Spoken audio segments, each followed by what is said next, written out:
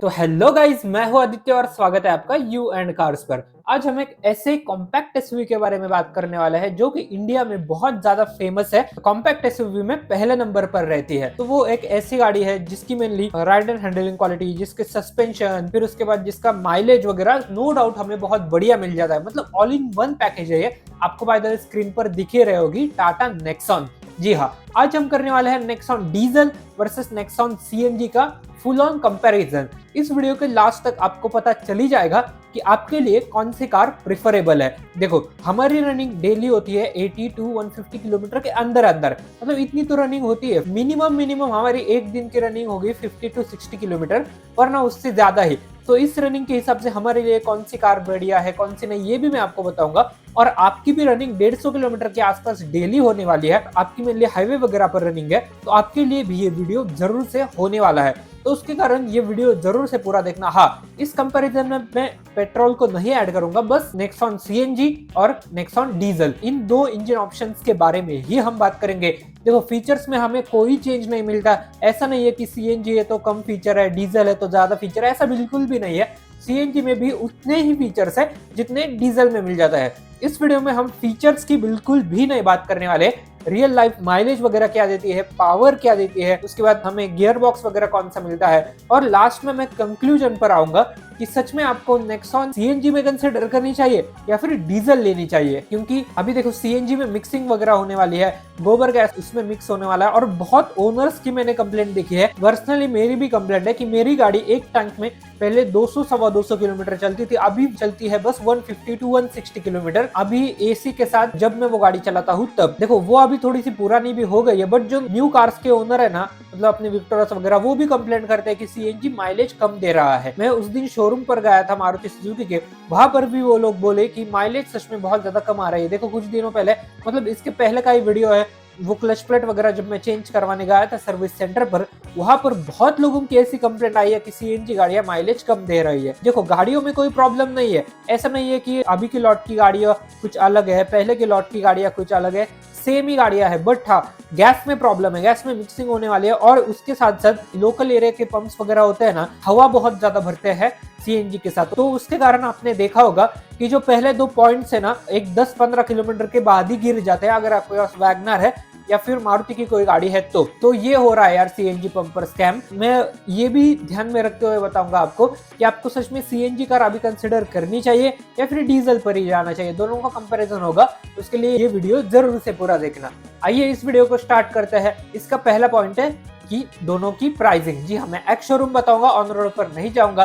तो Nexon diesel start होती है, मतलब ये एकदम बेसिक वेरिएंट नहीं मिलता हमें, शायद स्मार्ट या स्मार्ट प्लस वेरिएंट से डीजल मिलता है। उसकी प्राइसिंग स्टार्ट होती है 9.15 लाख से, और टॉप मॉडल की कीमत है 15.50 लाख। ये मैं मतलब फियरलेस प्लस की बता रहा हूँ, डार्क ऑटोमेटिक की बता रहा हूँ, इसमें एएमटी भी आता है। और उसके साथ साथ अगर मैं बात करूँ सीएनजी की, तो सीएनजी की प्राइस वही 9 लाख से स्टार्ट होती है और 14.59 लाख तक ये चली जाती है। तो ये कुछ प्राइसिंग है। देखो, दोनों में 1-8 लाख का डिफरेंस हमें देखने को मिल जाता है। जहां पर नेक्सॉन सीएनजी का बेस वेरिएंट हमें 8.99 लाख में मिल जाता है, वहां पर नेक्सॉन डीजल का बेस वेरिएंट हमें 9.15 लाख का मिल जाता है। बट इसके बेस वेरिएंट में सारे काम के फीचर्स है। नेक्सॉन सीएनजी का बेस वेरिएंट है जिसमें पावर विंडो वगैरह कुछ नहीं मिलती, बट नेक्सॉन डीजल का जो बेस वेरिएंट है उसमें हमें पावर विंडो वगैरह सारे प्रैक्टिकल फीचर्स तो मिल जाते हैं। तो ये डिफरेंस है पहला वाला। वैसे बेस वेरिएंट नेक्सॉन का कोई खरीदता नहीं है। इसका सबसे ज्यादा वैल्यू फॉर मनी सीएनजी और डीजल में एक ही वेरिएंट है, प्योर प्लस एस और प्योर प्लस। ये वेरिएंट बहुत ज्यादा वैल्यू फॉर मनी है और सच में लेने के लायक है। नेक्स्ट अभी दूसरा है इंजन।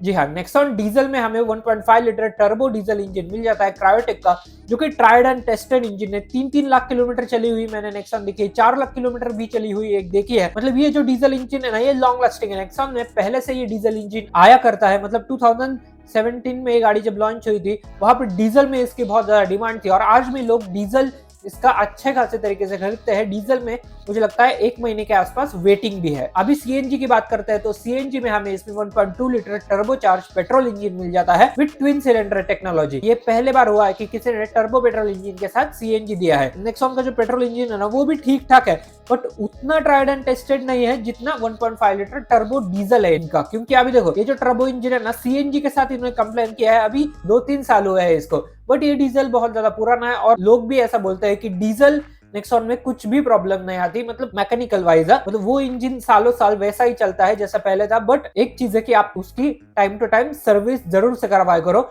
और नेक्सॉन की सर्विस कॉस्ट पर भी मैं आऊंगा लास्ट में। तो इंजन में देखो यहाँ पर 1200 सीसी है और डीजल में 1500 सीसी है, 300 सीसी का डिफरेंस है, बट वो उतना नहीं होता। बट हाँ, एक बहुत बड़ा डिफरेंस है कि नेक्सॉन का जो पेट्रोल इंजन है वो 3 सिलेंडर है और नेक्सॉन का डीजल इंजन है वो 4 सिलेंडर है। यहाँ पर बहुत बड़ा डिफरेंस निकल कर आता है, क्योंकि 3 सिलेंडर इंजन देखो बाय द वे अच्छे होते हैं, ठीक ठाक होते हैं, बट उनमें वाइब्रेशन वगैरह लंबे समय में आ जाती है। मतलब 1 आध लाख किलोमीटर आप चलाओगे, आपको वाइब्रेशन बहुत ज्यादा महसूस होगी। बट डीजल इंजन का ऐसा नहीं है। इसके डीजल इंजन अच्छे तरीके से आप मेंटेन करोगे तो ये सालों साल अच्छा चलेगा और मेंटेनेंस वैसे भी कम आएगी। और उसके साथ साथ 4 सिलेंडर है तो वाइब्रेशन हमें कंपैरेटिवली 3 सिलेंडर के थोड़ी सी कम मिला करेगी।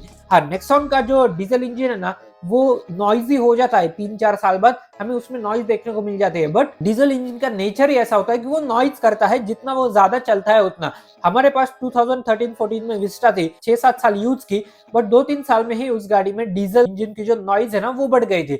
ऑब्वियसली बढ़ती है, आप फॉर्च्यूनर वगैरह ले लो, उनके इंजन इतने ज्यादा रिलायबल है बट उनकी नॉइज बढ़ती है। आप गाड़ी लेते हो, एक 10,000-20,000 किलोमीटर चलाओ या फिर 2-3 साल रखो, उनकी नॉइज आपको बढ़ी हुई मिलेगी। तो ये एक डिफरेंस है पेट्रोल और डीजल में। पेट्रोल की नॉइज उतनी नहीं बढ़ती, मतलब बहुत ज्यादा कम नॉइज है, बट डीजल की थोड़ी तो नॉइज हमें देखने को मिल जाएगी। नेक्स्ट अभी पावर और टॉर्क की बात करते हैं। तो डीजल में नेक्सॉन के हमें 118 bhp की पावर और 260 Nm का टॉर्क मिल जाता है, और नेक्सॉन के सीएनजी वेरिएंट में हमें 99 bhp की, मतलब 100 bhp की पावर और 170 Nm तक का टॉर्क निकल कर दे देती है। यहाँ पर ऑब्वियसली टॉर्क और पावर के मामले में डीजल आगे है। और अगर मैं बात करूं पेट्रोल की, तो पेट्रोल में ऑब्वियसली नेक्सॉन के डीजल से ज्यादा पावर है 120 PS की, और डीजल में 113 PS की हमें बस पावर मिल जाती है। पावर में यहाँ पर सीएनजी से ऑब्वियसली डीजल ज्यादा ही होगी, और टॉर्क बहुत ज्यादा है यार, लगभग 90 का, मतलब 90 Nm का डिफरेंस है। और ये हमें रियल लाइफ में फील होता है जब हम हाईवे पर गाड़ी निकलते हैं, तब हाईवे पर गाड़ी एकदम खिंच के जाती है। तो ये एक बहुत बड़ा डिफरेंस होता है टॉर्क का। तो पावर और टॉर्क का डिफरेंस ये है, आपको अगर मेनली पावर ज्यादा चाहिए ना और चलाने का फील चाहिए तो फिर डीजल आपके लिए है। पावर प्लस माइलेज ये गाड़ी निकाल कर देगी। और सीएनजी किन लोगों के लिए जिनकी सिटी वगैरह में भी रनिंग ज्यादा है, उनके लिए सीएनजी एक बेस्ट ऑप्शन है। अभी हम हमारी वैगनआर भी रखने वाले हैं, तो फिर दो सीएनजी गाड़ियां एक घर में क्या करें, इसके कारण हमने सोचा कि थोड़ा डीजल भी देखा जाए। अगर सब अच्छे से हुआ तो फिर डीजल लेंगे हम, वरना सीएनजी तो है ही ऑप्शन। अभी बात करते हैं ट्रांसमिशन की। तो ट्रांसमिशन हमें 6 स्पीड मैनुअल के साथ साथ 6 स्पीड एएमटी मिल जाता है, और सीएनजी में हमें अभी तक एएमटी नहीं आया, तो 6 स्पीड मैनुअल है बस इसमें। डीजल में एएमटी नहीं देना चाहिए था इन लोगों ने। इससे अच्छा जो पेट्रोल वाला डीसीटी आता है ना, ड्यूअल क्लच ट्रांसमिशन, वो अगर इसमें डीजल में होता तो फिर यार ये गाड़ी सेल्स के मामले में और ऊपर होती, क्योंकि एएमटी बहुत ज्यादा जर्की है यार। बट हाँ, प्राइस भी फिर उतनी बढ़ जाती है इसकी, तो फिर टॉप मॉडल बहुत आगे चले जाता है इसका 17 लाख तक, तो फिर ये गाड़ी उतनी वैल्यू फॉर मनी नहीं लगती। इसके कारण टाटा ने थोड़ा दिमाग लड़ाया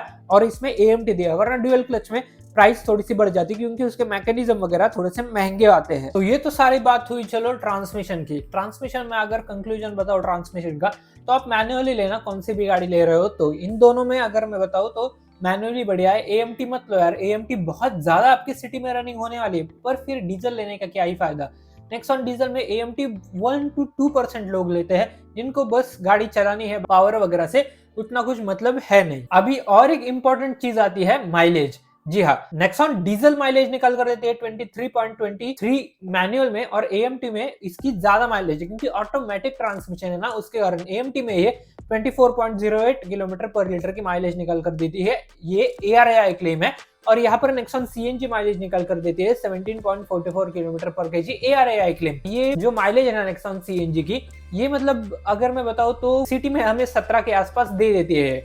और रियल वर्ल्ड की बात करूं तो नेक्सॉन हमें रियल वर्ल्ड में सिटी और हाईवे की मिक्स बात करूं तो 19 to 20 किलोमीटर पर लीटर की माइलेज देती है। और यहाँ पर सीएनजी की बात करूं तो दोनों मिला के वही 18 to 19 किलोमीटर पर केजी की माइलेज दे देगी।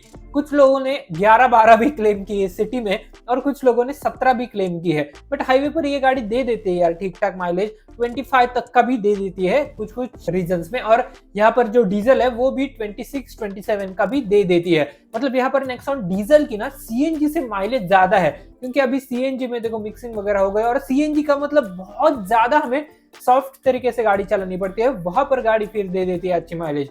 वरना डीजल मिनिमम टू मिनिमम 17 से 19 के बीच में दे ही देगी। मिक्स ड्राइविंग मतलब लोकल एरिया और सिटी हाईवे दोनों की मिला के मैं बात कर रहा हूँ। मतलब देखो यहाँ पर मैं लास्ट में ये भी बताऊंगा फ्यूल की कैलकुलेशन पुणे हमारे इस साइड की बताऊंगा, आप आपकी साइड की जरूर से कैलकुलेट कर सकते हो। नेक्स्ट अभी बात करते हैं बूट स्पेस, ये भी बहुत ज्यादा इंपॉर्टेंट है। यहाँ पर एक मेजर चेंज है, नेक्सॉन में हमें डीजल में 382 लीटर की बूट स्पेस मिलती है और सीएनजी में 321। मतलब देखो सीएनजी में भी बूट स्पेस है, 300 लीटर प्लस बूट स्पेस है, बट यहाँ पर डीजल में ऑब्वियसली ज्यादा ही होगी। 382 मतलब बहुत ज्यादा स्पेस हो गई वो, क्योंकि देखो नेक्सॉन के सीएनजी वेरिएंट में हमें डुअल सिलेंडर मिल जाता है, बस उसके कारण यहाँ पर बूट स्पेस में 50 लीटर्स की कमी है, बाकी इसमें बूट स्पेस हमें ठीक ठाक मिल ही जाता है। अभी बात करते हैं फ्यूल कॉस्ट की, तो देखो यहाँ पर नेक्सॉन डीजल की सबसे पहले बात करते हैं। तो डीजल में नेक्सॉन फ्यूल कॉस्ट है, हमारे पुणे के साइड की मैं बात कर रहा हूँ, डीजल के रेट से ये 98 हमारे यहाँ पर डीजल का रेट है और सीएनजी का रेट हमारे यहाँ पर 97.5, मतलब 0.5 का डिफरेंस है। तो यहाँ पर देखो सबसे पहले डीजल की बात करते हैं, तो डीजल 5.6 रुपीज पर किलोमीटर हमें जाएगा इन रियल लाइफ, और यहाँ पर सीएनजी इन रियल लाइफ जाता है 7.46 रुपीज पर किलोमीटर। तो इतना ज्यादा डिफरेंस आता है देखो, क्योंकि सीएनजी में देखो सबसे पहली बात माइलेज कम है, उसके बाद गाड़ी मतलब माइलेज उतनी ज्यादा देती नहीं है। मुझे पहले लगता था कि सीएनजी में माइलेज हमें ऑब्वियसली ज्यादा मिलेगी। हाँ, कब ज्यादा मिलती है, जब आप हाईवे पर एक कांस्टेंट स्पीड पर चलते हो तब, वरना बहुत ज्यादा ओनर्स की कंप्लेंट देखी है मैंने कि सीएनजी गाड़ी उनको 15, 16, 17 तक की माइलेज निकल कर दे रही है बस। हाईवे पर ऑब्वियसली दोनों गाड़ियां हमें सेम ही माइलेज निकल कर देगी। मुझे लगता है कि सीएनजी यहाँ पर थोड़ी सी ज्यादा देगी निकाल के, पर डीजल भी उतनी ही है। तो यहाँ पर फ्यूल कॉस्ट अगर मैं बताऊं ना, तो फिर हमारे रनिंग के हिसाब से ना, मैंने जैसे आपको स्टार्टिंग में बताया कि हमारी रनिंग 3000 किलोमीटर के आसपास है महीने की, तो हमारी रनिंग के हिसाब से 84,000 पर ईयर की रनिंग कॉस्ट जा रही है हमारी डीजल की, और यहाँ पर सीएनजी की जा रही है 1 लाख प्लस, थोड़ी सी मतलब 1 लाख से ज्यादा ही हो रही है, क्योंकि सीएनजी की प्राइस भी ज्यादा है और ये प्राइसेस कभी कम होंगे ही नहीं। मुझे ऐसा लगता है कि सीएनजी के साथ साथ डीजल भी थोड़ा थोड़ा बढ़ेगा ही। हर साल के हमारे रनिंग कॉस्ट है उस गाड़ी की 90,000, फिर साल में हम 3 सर्विस करवाते हैं तो 15 45,000, मतलब हमारे 1.5 लाख के आसपास रुपए जाने वाले हैं डीजल को सर्विस करवाने में, और सीएनजी के भी 1.5 लाख के आसपास जा रहे हैं। तो फिर ये डिफरेंस देखो सेम ही आ रहा है, तो फिर हमने सोचा क्यों यार पावर के साथ कॉम्प्रोमाइज करें, और सीएनजी के लाइन में वगैरह खड़े रहना पड़ता है। अभी हमें 7 साल का वैसे एक्सपीरियंस है, हमें आदत हो गई है, तो उसके कारण कोई बात नहीं, बट तभी भी हमने सोचा कि डीजल ट्राई करते हैं यार। डीजल ऑब्वियसली लॉन्ग रनिंग वगैरह के लिए, हमारी जितनी रनिंग है उसके लिए एक अच्छा ऑप्शन है। अभी देखते हैं, उस चीज के लिए अभी 1-2 महीने है, उस टाइम में हमें फिर गाड़ी बुक वगैरह करवानी है, क्योंकि वेटिंग भी है ठीक ठाक गाड़ी में डीजल वेरिएंट में और सीएनजी में भी। नेक्सॉन की सबसे ज्यादा सेल होती है पेट्रोल में, फिर उसके बाद सीएनजी और डीजल की सेल होती है। फिर अगर मैं बताऊं रनिंग कॉस्ट की, तो आपको रनिंग कॉस्ट सीएनजी की ही थोड़ी सी ज्यादा जाएगी डीजल के कंपैरेटिवली। बहुत लोगों को मतलब ऐसा लगता है कि डीजल गाड़ियां है तो पैसे ज्यादा ही खाएगी, ऐसा बिल्कुल भी नहीं रहा है यार। पुरानी टेक्नोलॉजी अलग थी, अभी नई वाली टेक्नोलॉजी है, तो अभी डीजल गाड़ियों की मेंटेनेंस जो है वो उतनी ज्यादा नहीं है जितनी पहले हुआ करती थी। पहले देखो टेक्नोलॉजी वगैरह पुरानी थी, उसके कारण हमारी जो कॉस्ट है ना वो ज्यादा जाती थी, और अब मेंटेलिटी भी ऐसी बन गई है लोगों की, उनको ऐसा लगता है कि डीजल गाड़ी है तो खर्चा बहुत ज्यादा आएगा, डीजल बहुत ज्यादा लेगी, बट वो नहीं यार। अभी देखो फॉर्च्यूनर वगैरह जैसी गाड़ी, इतना बड़ा इंजन है 2.8 लीटर का, वो भी गाड़ी हाईवे पर 15 तक का माइलेज दे देती है पावर में, और उसके साथ साथ माइलेज में डीजल का कोई कंपैरिजन है नहीं। अगर मैं बात करूं सीएनजी की, तो सीएनजी में देखो सबसे पहली बात माइलेज देखो अच्छी खासी मिलेगी, बट पावर में थोड़ी सी कमी मिलेगी। बट यहाँ पर टाटा नेक्सॉन में ध्यान रखा गया कि टर्बो इंजन दिया है, बट नेक्सॉन के टर्बो के साथ ऑयल कूलर का बहुत बड़ा एक प्रॉब्लम है, जो कि बहुत ज्यादा लोगों में आता है